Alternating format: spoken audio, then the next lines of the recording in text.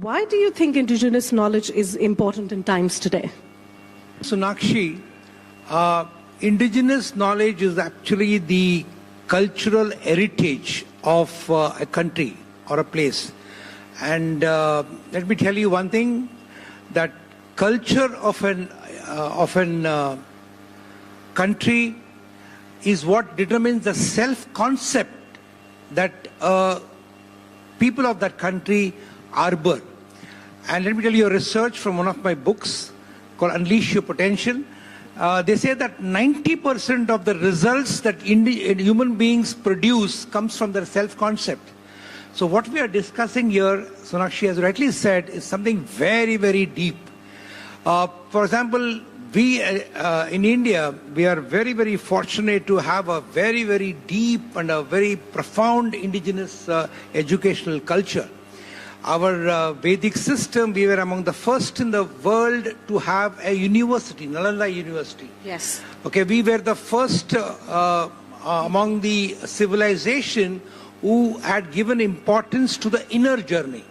If you see our Gurukul system, to be frank with you, that is what we are all going back to, because Gurukul system was a place when the children at the age of 3 to 4 were handed over to a guru, the teacher, and they were at the age of 3 to 4 initiated into something called as Brahma Upadesham, which was nothing but meditation.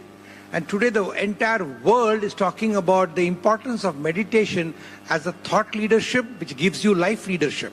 So all of this was our indigenous education. Unfortunately, we got colonized, and the colonial power literally, in order to ensure their survival as the rulers, literally killed our indigenous education, which was something whose brunt we are facing till now.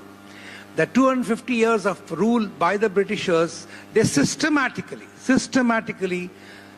killed our indigenous society, be it the Gurukul system.